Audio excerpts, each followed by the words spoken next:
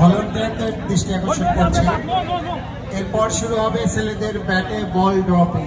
Bat প্রয়োজন, bat নিয়ে মাঠে থাকার জন্য ভলান্টিয়ারদের দৃষ্টি আকর্ষণ করছে।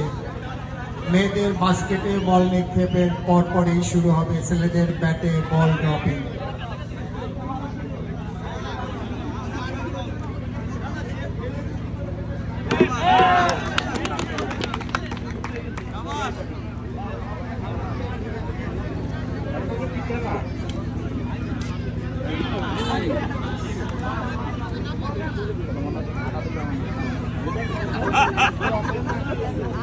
মেয়েদের বাস্কেটে বল নিক্ষেপ অত্যন্ত আকর্ষণীয় ইভেন্টটি পরিচালিত হচ্ছে। এটা একটি উপভোগ করার মতো খেলা। মেয়েদের বাস্কেটে বল নিক্ষেপ 15 বছরের ঊর্ধ্বের মেয়েরা এই খেলায় অংশগ্রহণ করছে।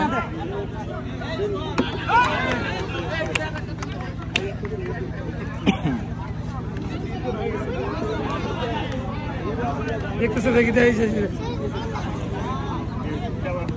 গেল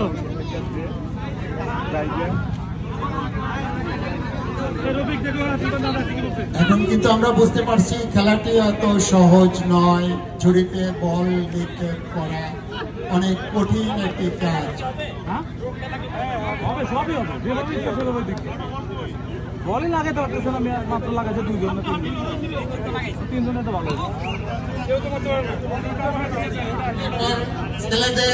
ছেলেদের ব্যাটে বল ড্রপিং 15 বছরের ছেলেদের ব্যাটে বল ড্রপিং 15 বছরের ঊর্ধ্বে। তোমাদেরকে এই পয়েন্টে আসার জন্য আহ্বান জানাচ্ছি। ছেলেদের 15 বছরের ঊর্ধ্বে, ছেলেরা 15 বছরের ঊর্ধ্বে ব্যাটে বল ড্রপিং। Bat ready. তোমরা যারা খেলায় অংশগ্রহণ করতে চাও দ্রুত চলে আসো, মাঠের এই পয়েন্টে দ্রুত চলে আসো। ব্যাটে বল ড্রপিং একসাথে।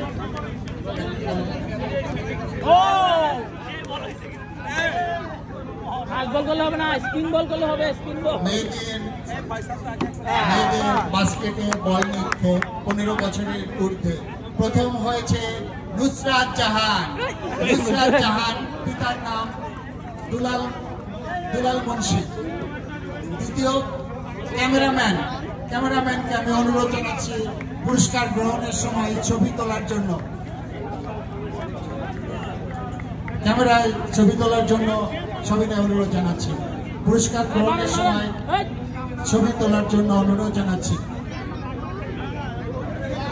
মেয়েদের বাস্কেটে বল নিক্ষেপ 15 বছর ঊর্ধ্বে। দ্বিতীয় হয়েছে সুমাইয়া আক্তার। পিতার নাম নির্বাহী প্রকৌশলী দেলোয়ার হোসেন। এবং মেয়েদের বাস্কেটে বল নিক্ষেপে তৃতীয় হয়েছে আনিকা জামান। পিতার নাম কামরুজ্জামান। আনিকা জামানকে তৃতীয় পুরস্কার গ্রহণ করার জন্য আহ্বান জানাচ্ছি।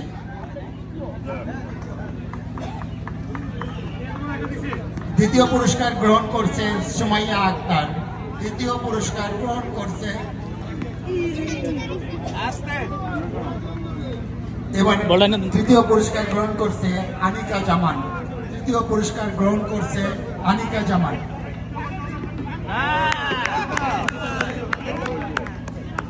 ছেলেদের ব্যাটে বল ড্রপিং 15 বছরের ঊর্ধ্বে।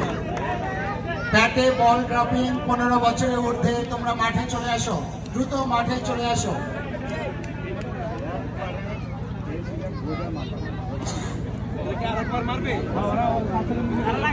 ছেলেদের ব্যাটে বল ড্রপিং 15 বছরের ঊর্ধ্বে।